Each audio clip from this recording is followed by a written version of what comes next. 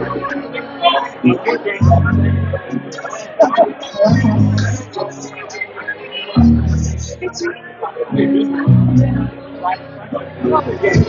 that guy?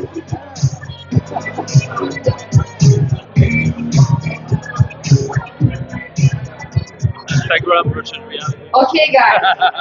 I wanted to introduce you guys to Nissan Moderi.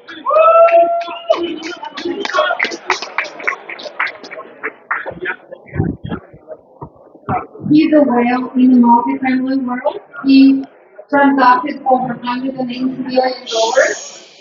The lady is speaking. The lady is speaking. Okay. Nissan transacted over $180 million, raised over $100 million in equity, owes more than $1,000, and helped 1,700 students to become successful multi-family investors and raise money.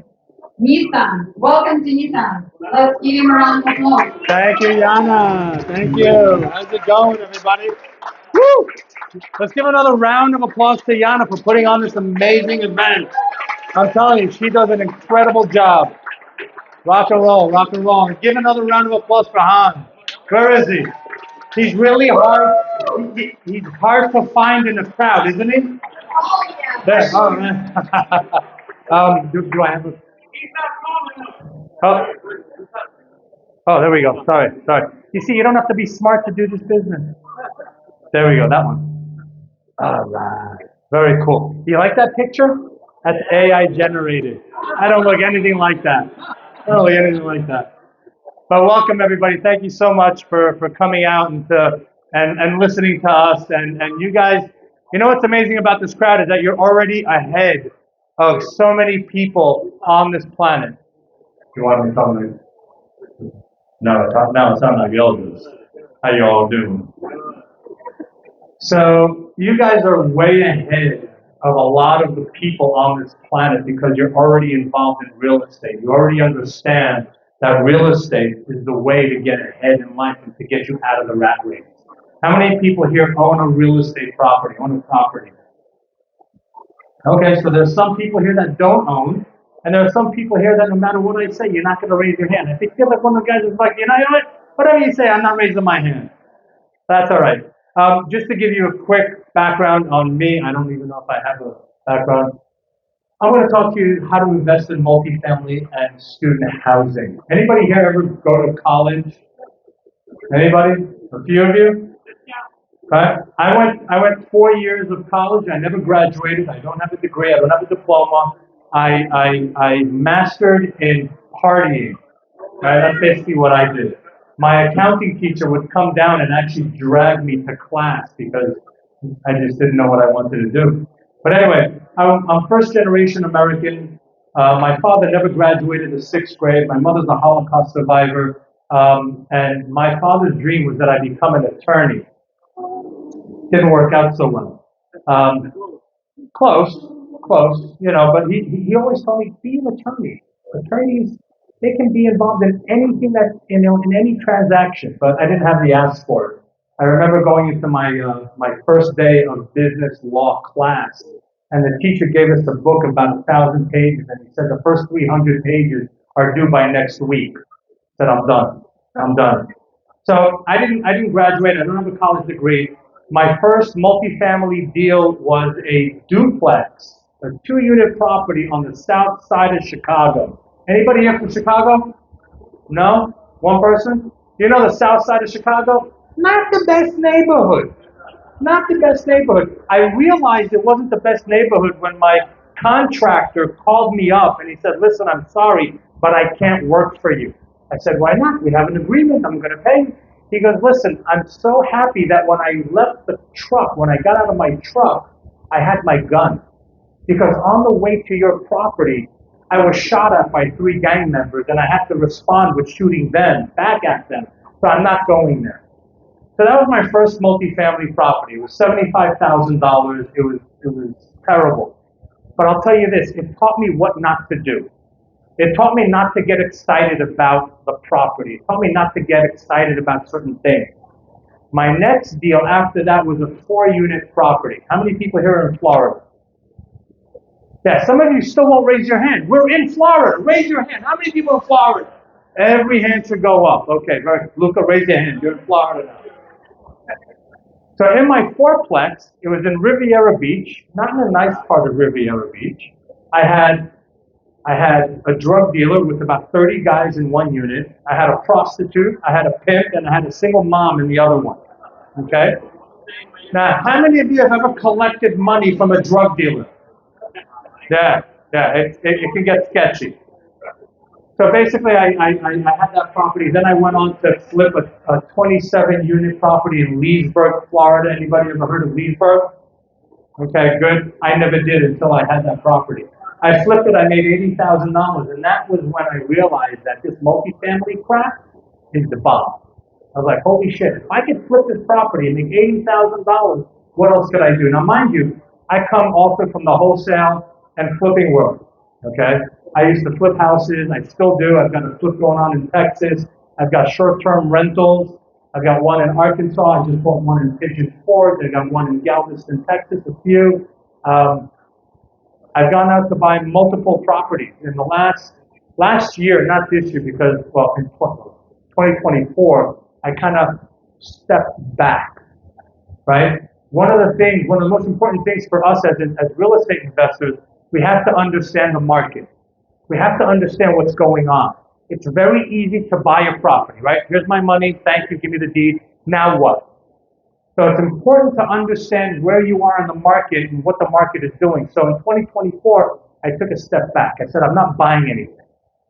I don't know what's going on. Interest rates are high, prices are high, not a good time to buy.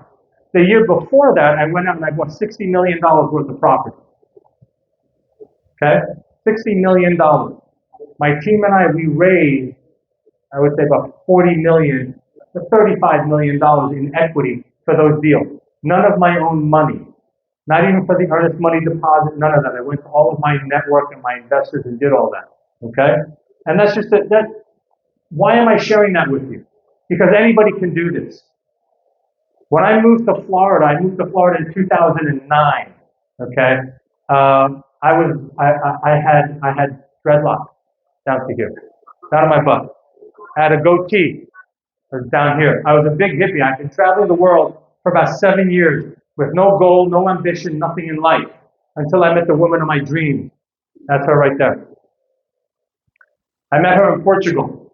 She gave me 2 beautiful daughters right there, 16 and 18. Right?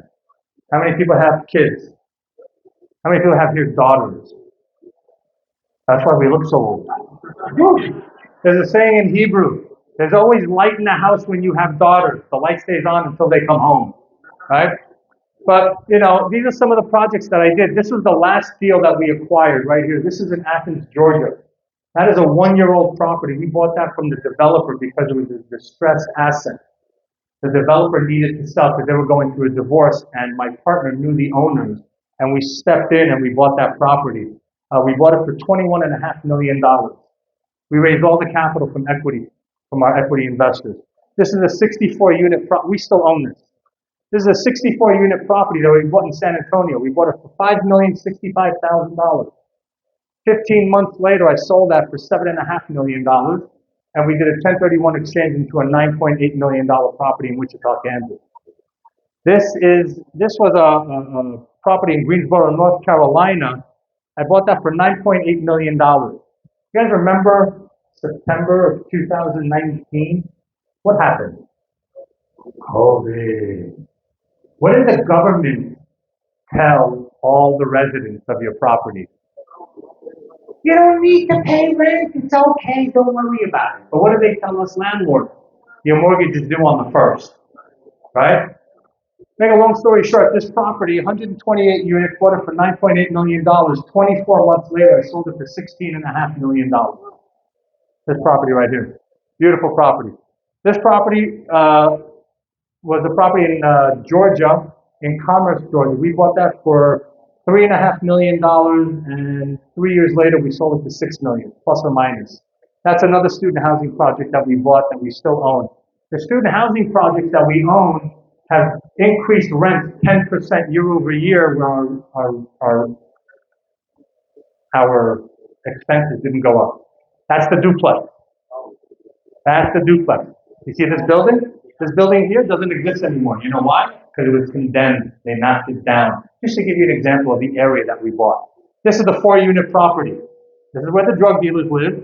This is where the pimp lived, the prostitute. That's the pimp, and that was a single mom. Okay? What a great group of people. Every time I go to collect rent, the police would run by, drive by. Did you hear? Did you see anybody run? We heard shooting. We heard this. We heard that. Crazy. And this is just some of the properties that I've bought over the years, right? This is in Lilburn, Georgia. This is a student housing that we just bought 2 years ago with an assumable loan.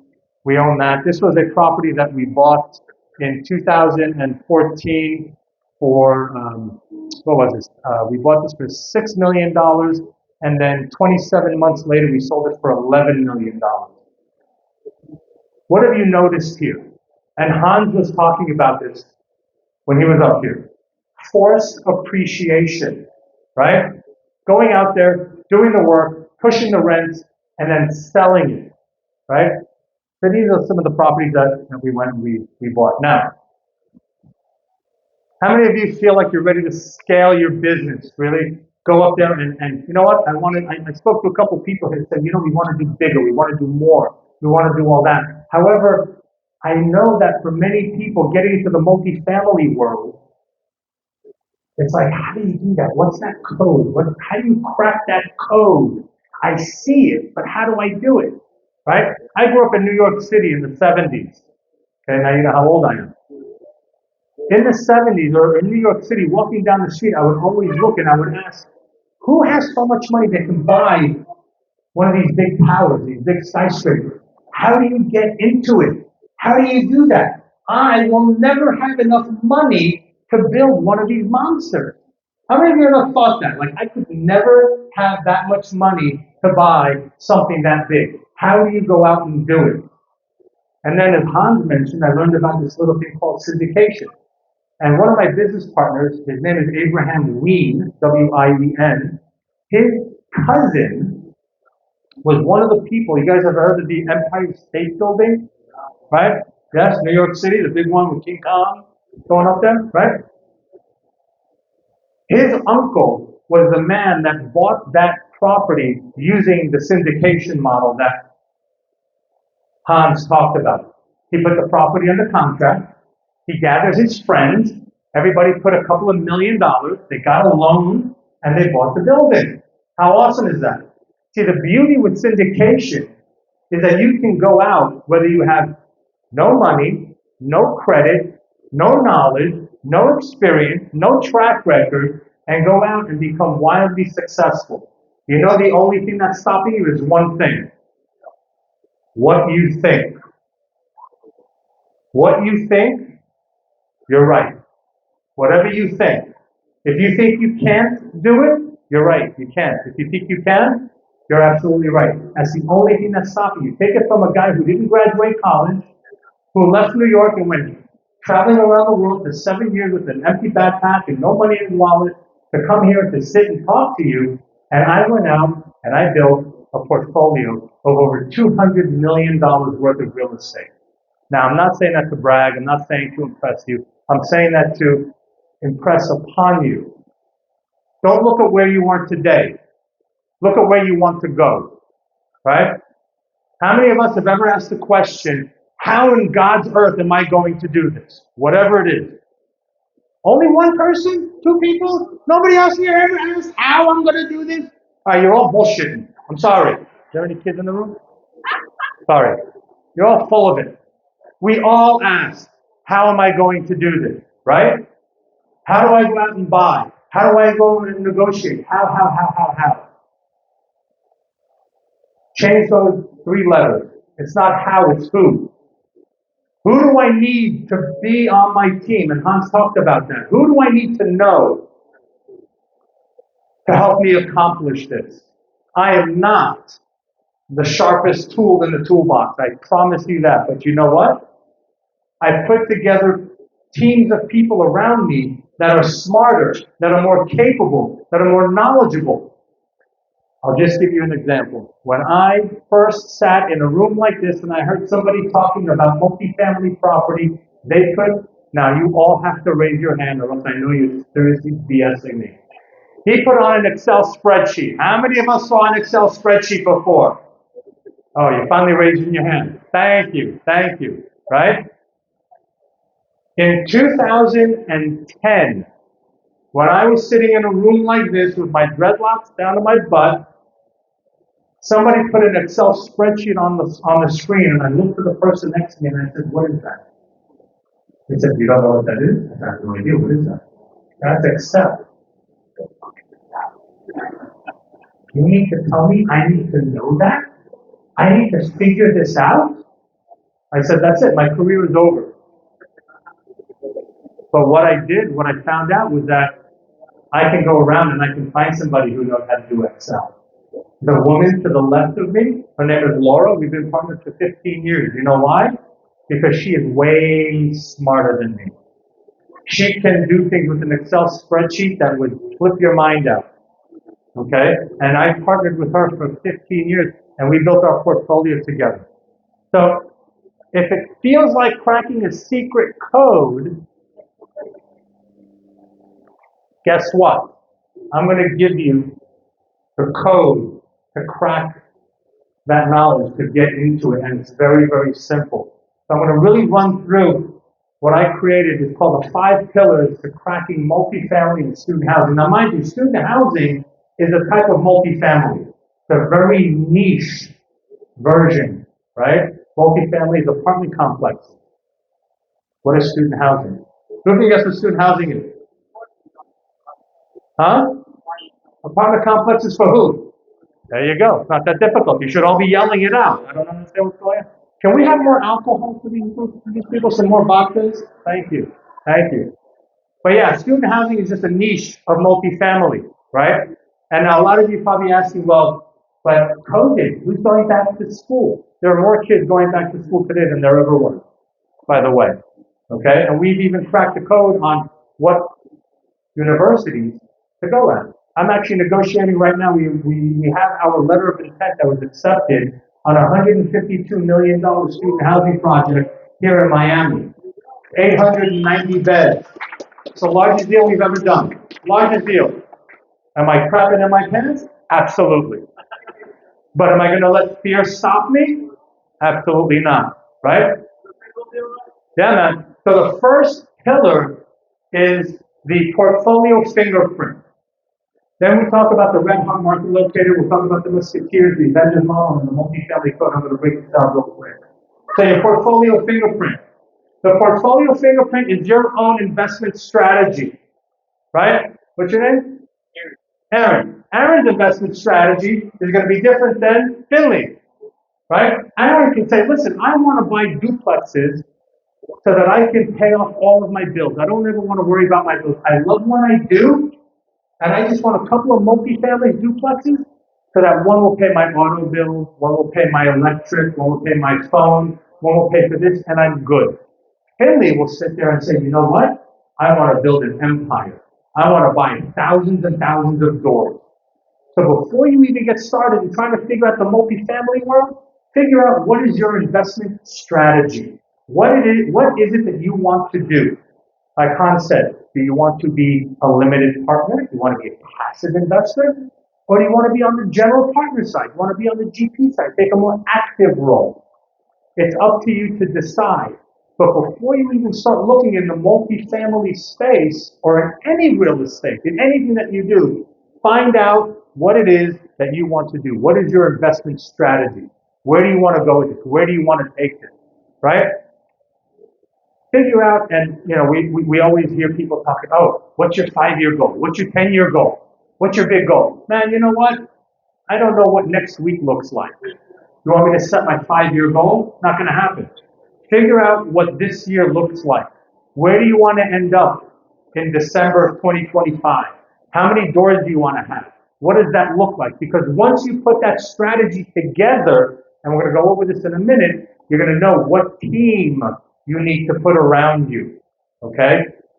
My partner Laura, she has a great saying. Multifamily, to be successful in this, it's like running 12 marathons at the same time. And you saw what Hans did, right? He put up, you need to have sponsors, you need to have the investors, you need to have the title company, you need to do the inspection, you need to do all that stuff.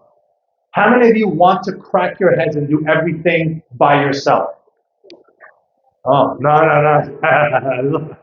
Right, we don't want to do that. The goal is not to exchange one job for another. The goal is for you to build a team around you so that you can step away and have a business that acquires multifamily property. I'm going to say that again because it's really important. A lot of us, when we get into single family investing, we do everything. We find the deals, we analyze the deals, we raise the capital, we find the contractors, we manage the contractors, we put it on the market, we sell it, and then we're not making any money until we find the next deal. Am I right? Did I pretty much get that right? How about building a business? Building a business that goes out and buys real estate. Now, instead of you doing everything, you've got a business, you've got a team that goes out and does it for you. Guess what happens then? And we've heard it before. Now you stop working in the business, you start working on the business. You start becoming what Tom said, you become the CEO, the Chief Executive Officer. You're not talking to the plumber, you're not talking to the tile person, you're not talking to the kitchen guy, you're not doing that. You're out there building your business. And that's what, thank God, with the people that I put around me, I've been able to accomplish that. I've been able to put people around me so that they go out and do it. When I was sitting here, my team members were on a property management call with the property manager of one of our properties. I didn't have to be there because they were there. Right? I'm able to go out and enjoy life while other people are doing what they need to do. So figure it out. What is it that you want to accomplish? Freedom from your 9 to 5, more family vacation. What is it that you want to do? I've been blessed because now I can go out and I can take my family whenever I want, wherever I want, for as long as I want. Because all I need is my phone and a laptop and I can do this business from anywhere in the world. How many of you would love to have that freedom?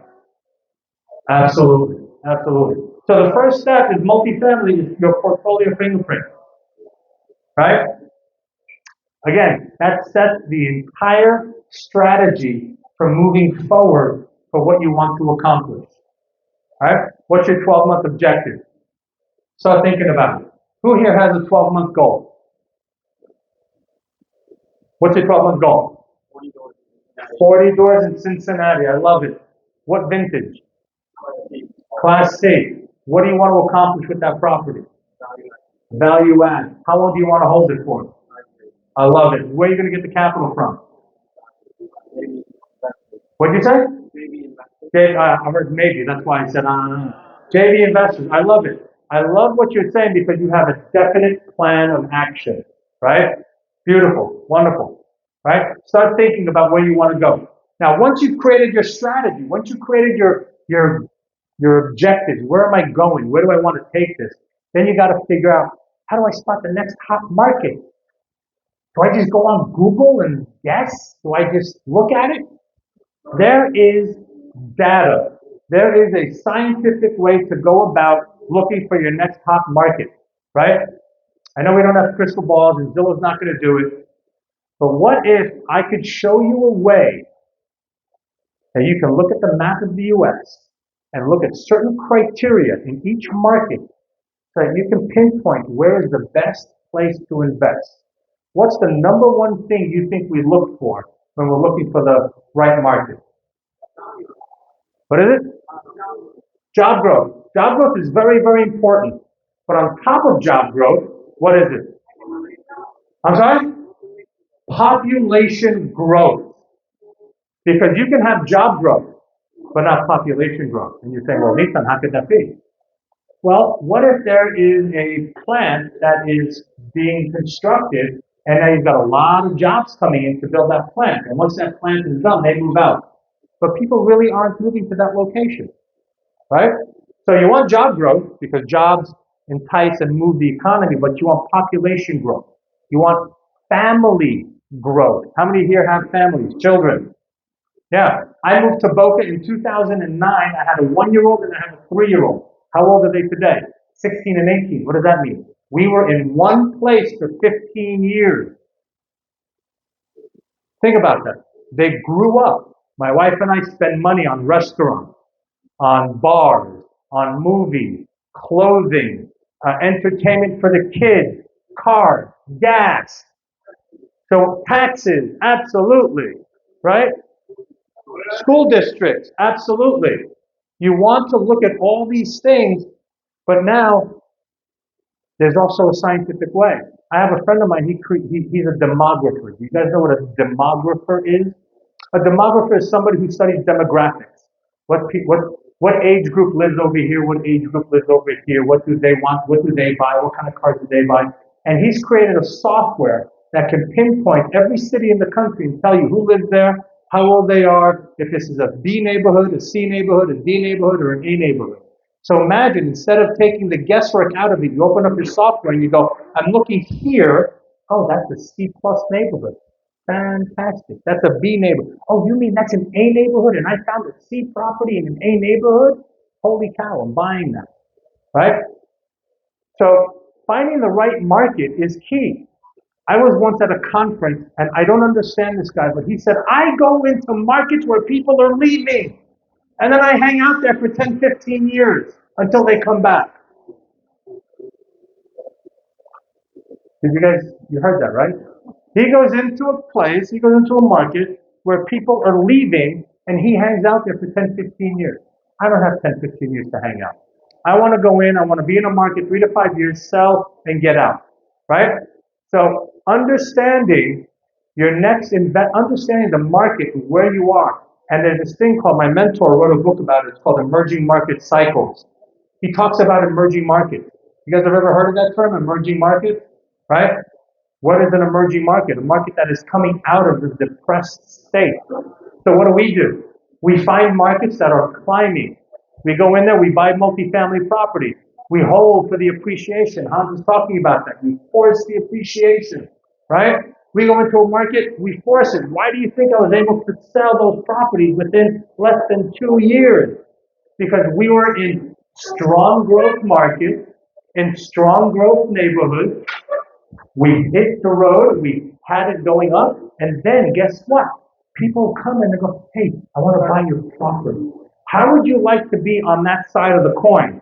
Right now, people are coming to you and going, hey, I want to buy your property. And you go, how much you got? Not enough. I had a property in Houston, Texas, 224 units. We bought it for $6 million.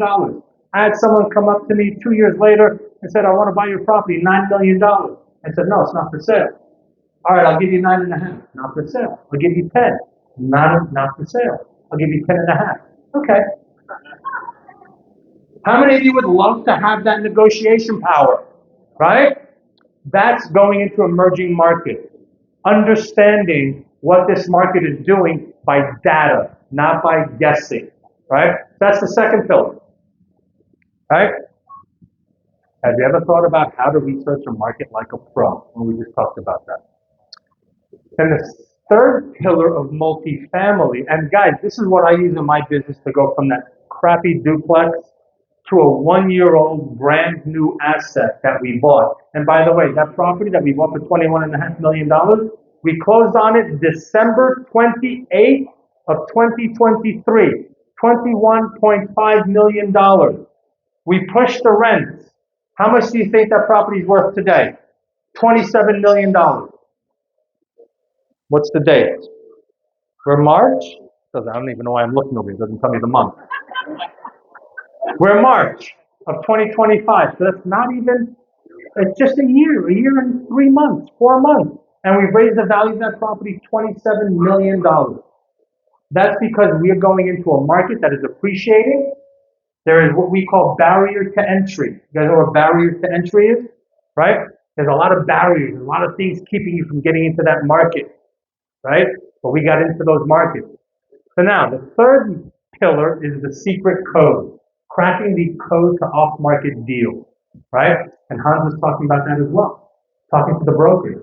How many, and Hans, I had the same thing, man.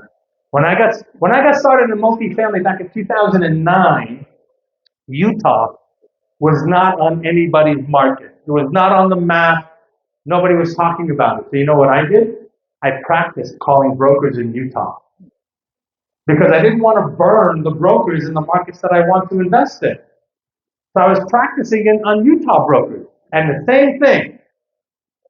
Hi, my name is Nita. Yeah, what's your going in cap rate? Okay. Do another one. Hi, my name is Nissan Mosry. I'm looking to buy multifamily properties here. Great. How many deals have you done? I want to do lots in the past out of Chicago. Shit. Okay, next. Okay. And that's how it was until I got better. But what did I do? I built a team around me, right? The sponsors and all that. But Jesus. The crowd. I don't even know what that means. Right? But we all want those off-market deals. How do you get the broker to send you off-market deals if you've never done a deal before? Right? Here's the script. Hey, John, my name is Nissan Mosry. I started working with a group that wants to come into your market, and we want to acquire between 500 to 1,000 doors in the next 6 to 12 months. I'm new in the business. I'm right now the boots on the ground for this company. I'll be your point of contact. Please send me your information. And if the numbers work, I'm going to send it upstairs. And if the people upstairs like it, I'll give you a call and we'll all get together on a conference call. Does that sound good? Absolutely. I live in a one-floor house. There ain't no upstairs. You do what you got to do sometimes, right? But that's how you get into it. And then you go out and you network, right? You network to find your deal. And it is. It's like being in an exclusive club. You have to understand the language. You have to understand the jargon. Cap rate, NOI, LOI. What is your yield on cost? How many know what yield on cost is? I still have no idea what yield on cost is. And the brokers are always asking me, what's your yield on cost? And I just keep quiet for a few seconds and they get really uncomfortable. And then I ask them a question. But there's ways of going about and doing it. So you have to break that code, right? But it's not only the code to getting off market deals, it's the code to network to raise capital. How many of you have raised capital before? Okay, I started raising capital with dreadlocks, with long dreadlocks, not nice ones like yours. I had mine was all over the place. It was down here, it was all over the place. I had the goatee and whatnot, but it didn't matter because I had the mindset. I had the mindset that I can do whatever it is I put my mind to. But I needed to understand how to network. How many of us have ever gone to a networking event and people walk up to you and like, hey, you got a business card? You got a business card? You got a business card? You got a business card? You got a business card? You got a business card? You got a business card? You got a business card? Nobody has business card? Give me your business card. How many of us have ever been to a networking event like that and you've seen this? That's not the right way to go about doing it. Raising capital is not about raising capital. You know what it's about? Building trust, building relationships, right? We think people are going to invest in the deal. This is the deal. It's got 7% cash flow. It's got 2x multiple. It's this, it's that, it's that. What do the top wealthy billionaires tell you when they're investing in deals? They what? They invest in the person. So you have to become the person that these people are going to invest in. Because if they trust you, if they like you, if you have a good team around you, they will invest in you because they trust that you're bringing them a good opportunity. Obviously, the opportunity has to be good. But they first look at you. How do you hold yourself? How do you talk? Do you understand what you're saying? I have a simple system it's called triple P to capital raising. People, product, and processes. You have to know your people. You have to know who you're talking to. Where do they hang out? How can I share with them? How can I add value to them? And I love what Hans said, so many people come up to you and they send me a deal. Hey, I found this deal. What do you want me to do with this? This is an offering member. This is a broker pack. What do you want me to do with this? What do you want me to do with this? Well, I found a deal. You and 17 million other people found a deal. Figure out what it is that you can offer people. Figure out how to connect with them. You see, when I'm at a networking event, all I do is ask questions. Where are you from? How long you been there? What did you like about where you're moving from? What do you do? How long you been doing it? Why are you looking to get into real estate? Are you married? You have kids? How old are your kids? And then I talk about everything else that we didn't talk about. There's a system to networking. There's a system to going out there and building relationships. And a lot of people think that once I'm under contract, once I ink the paper, now I go out and raise capital. How many of you think that's the way to do it? Right? When you have a property under contract, you start raising capital. That is absolutely the wrong way to do it. You know when you raise capital? In between the deals, when you don't have a deal. And what does it mean to raise capital? It means to build a relationship with people. I'm going to take Charles here, for example. Charles and I met at a networking event at a gentleman who raises capital, Brad Blazer. I was just with him this past weekend in Vegas. Charles and I and his wife Rena, we sat, we talked, we hung out, we broke bread together, we connected. And you know what? I found out that Charles was in Tel Aviv the same time that I was in Tel Aviv. You know what I did? Hey, dude, let's grab breakfast. Is that right? We grabbed breakfast. And you know what we didn't do? We didn't take a photo, so it didn't happen. We got to go back and take a picture. We came back and we called each other up again and we talked and we built a relationship. Did I ever ask you for money? Did I ever pitch you a deal? No, not at all. Why? I'm building a relationship. You know why I'm building a relationship with Charles? Because I want to know if he and I are compatible. Because if he invests or I invest and we partner up together, we're going to be married for the next 3 to 5 years. So I need to know if we can work together if we're good, right? So it's all about understanding how to do this, right? And the beauty of this whole thing is that if you think you need to have your own capital, you're wrong. You need money. Don't get me wrong. You need money to buy real estate. You don't need your money to buy real estate. You need somebody else's money to buy real estate. Okay? Make that perfectly clear, right? So how would you like brokers to call you first for the deal? I get brokers calling me now and sending me their off-market opportunities. I don't have to go anywhere to do that. In the beginning, I was chasing them. I was running after them, asking them. Now they're coming to me, right? And the same thing with raising capital. How would you like to go out and again, buy a duplex, buy a 4-unit, buy a 10-unit property? You don't have to talk about these $1 million properties, man. You don't have to go there unless you want to. I want to make that perfectly clear. You can start with a duplex and go out and do it using other people's money, right? So then the fourth pillar, so we talked about your strategy. What is it that you want to accomplish, right? Then understanding where that next market is going to be, where that hot market is, okay? I'm going to give you guys a tip right now. I'm going to give you a market that I love that is super hot for multifamily, okay? But you got to promise me you cannot go there and buy. Because we can't compete with each other. I'm kidding. There's plenty of food to go around for everybody. Okay? Oklahoma. Booneyville, Oklahoma. Okay?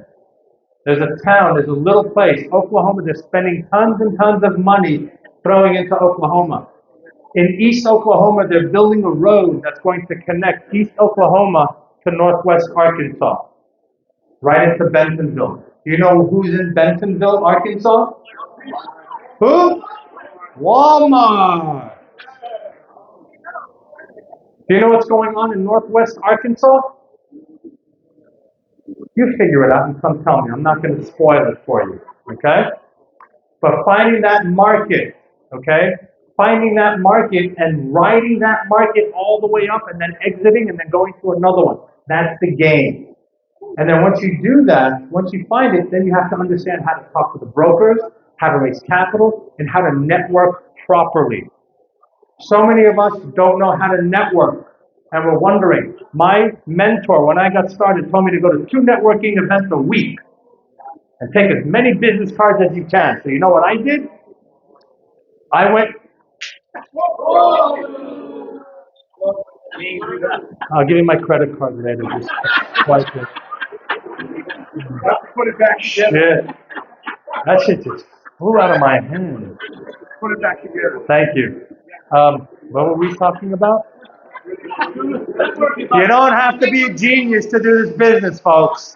You really don't need capabilities or skills. It's just, right? So once you find that market, you talk to people, you know how to network. We don't know how to network today. We don't know how to go out and build relationships, and it's key to build relationships, right? And the next pillar I want to talk about is the Avengers model. How many people here love the Avengers? Thank you. Thank you. Oh, you're awesome. It's still coffee. I'll buy you a drink. Buy a couple of drinks. There you go. So Avengers.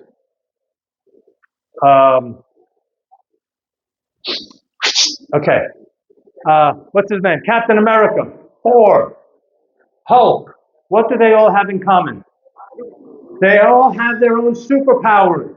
They can all go out and destroy and do what they want, but when you put them together, they can go out and destroy Thanos and bring back time and bring back people from the dead. That is the power of having an amazing team around you, right? So my question to you is, what is your superpower? While you're thinking about your strategy, while you're thinking about what you want to do, figure out what is your superpower.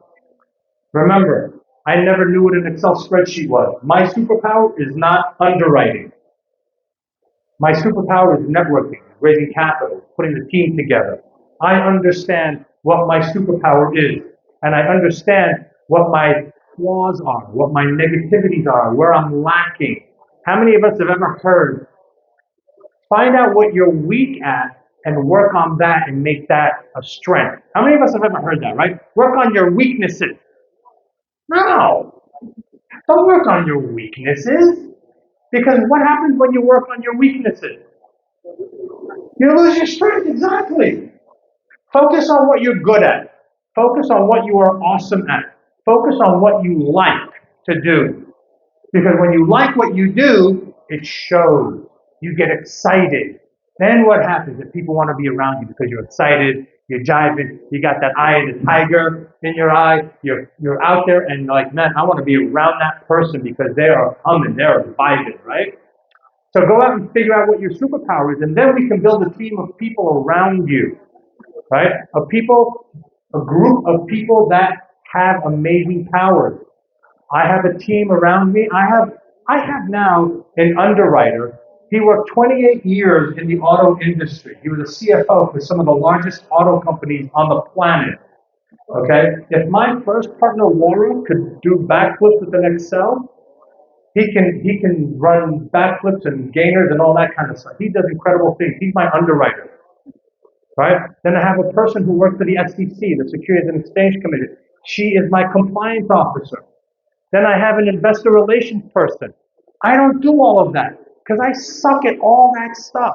So I put together a team of people around me, right? I've got my team here. I've got Pierre and Luca and Matisse. These guys are out there. They're doing stuff. They're putting people in front of me. And my job is to educate because that's what I like to do. That's what I'm good at. And it's not an ego thing. It's just figuring out what you are good at, right? And then the next pillar is your systems and processes. Elon Musk. We know that name, right? Started PayPal. And he went to Tesla. Then Starlink. Then SpaceX. Billion-dollar companies. How does this one man run billion-dollar companies and do it successfully? How does he do it? Is he the guy sitting out there writing the code for the spaceship to come back down? Is he the guy figuring out how to drive the automatic? No, he's got a team. He's got a team, but on top of that, systems and processes. So he talks to 4 people every single day. 4 people. That's it. And those people know exactly what they need to do because that's systems and processes. So we're going to help you understand how to manage the manager, how to create your systems and processes. I talk to my property managers on all my properties 1 day a week. 1 day a week. You know what I do the other 4 days? Whatever the hell I want. How many of you want that business where you can go out and talk to your team 1 day a week and then do whatever it is you want? That's having systems and processes in place, right? So do you have a system in place for your operation? Do you? Are you the one doing everything? Are you the one going out there and busting your ass to make things work? How about putting a system in place? Figuring out what those systems and processes are. How many of you have heard of a Monday morning report? A Monday morning report is what my property manager fills out every Monday morning and sends it to us. It goes over the entire week, what happened on the property. How many people stopped by? Where did they stop from? Was it phone calls? Was it ads? Which ads? What's my vacancy? What's my occupancy? What's my delinquency? How much is collected? How many people are noticed to vacate? How many people have left in the middle of the night? So that Monday afternoon, all I have to do is look at that Monday morning report and understand what went on that week on the property. And then I get on the phone and I talk to my property manager. That's asset managing. So if this sounds like the kind of success you're ready for and you want to dive deeper and you want to get into this, I've got a free gift for you. Scan that. All right. This is a property management interview questionnaire. When you go and you find a property, you want to understand what's going on, and who better to ask than property management companies that manage assets in the market that you want to invest in. And Hans was talking about that also. We put together a business plan, and then I go and I share it with my property management company in that area, and I say, hey, does this look good? Or even before, we called some property management companies and say, hey, do you know this property? What do you know about it? We went to Little Rock. And what did we do when we were in Little Rock? At the property itself. We called property managers. We invited them to the property and we said, do you know this property? Do you know this area? Where do you think you can push rents? How many units do you manage in this area? But the more important question is, how many properties do you own in this area? Why is that an important question?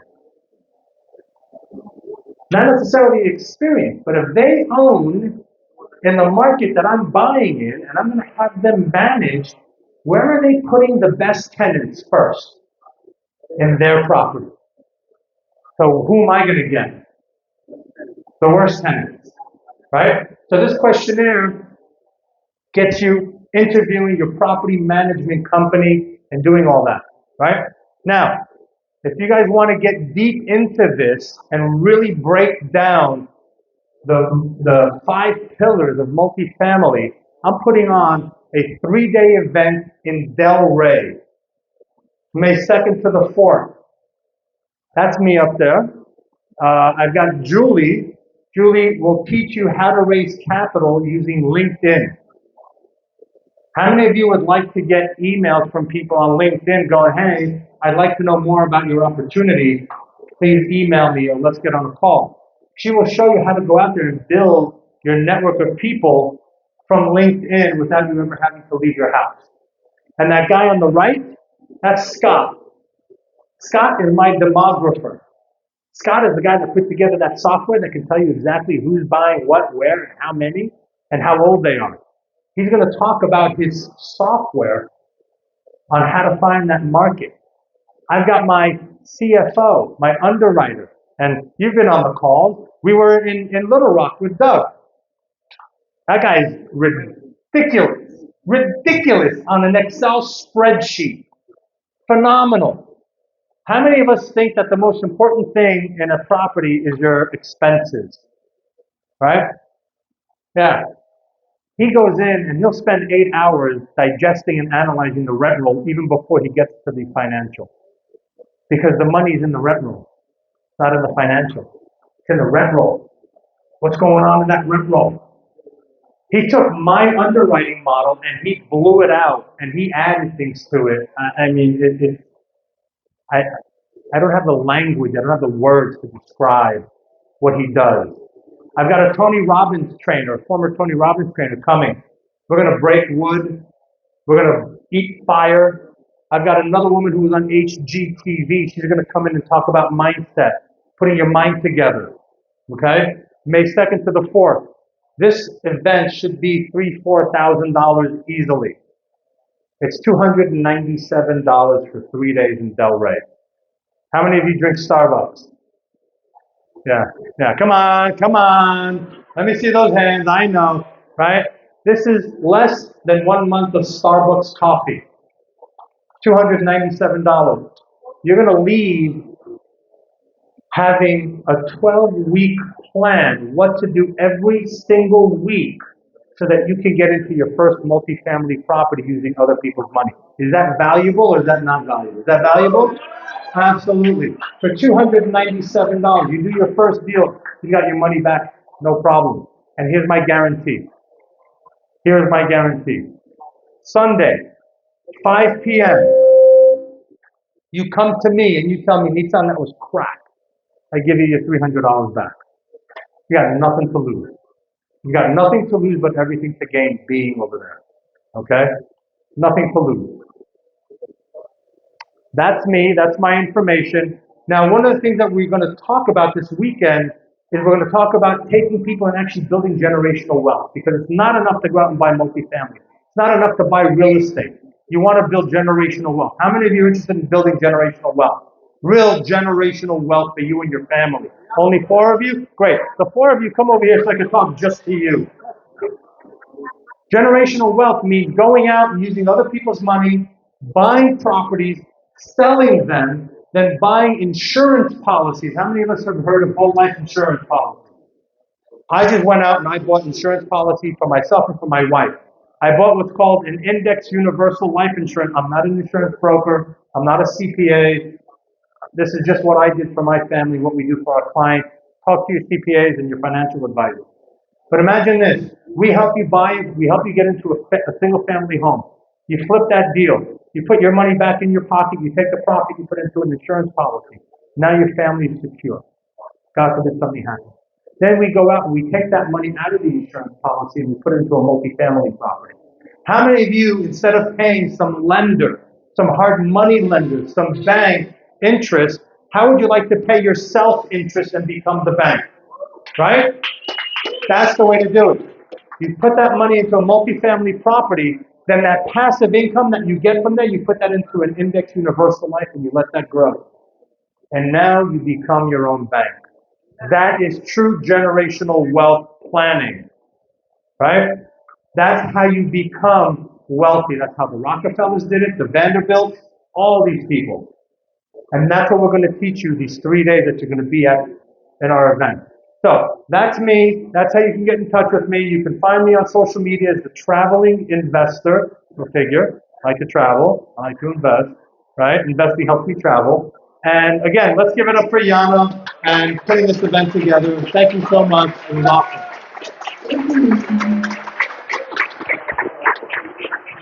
Yeah, thank you very much for coming again. And thank you, Nissan. Thank you, Juan, for your amazing presentation. We learned a lot today. We enjoyed it, and we're gonna see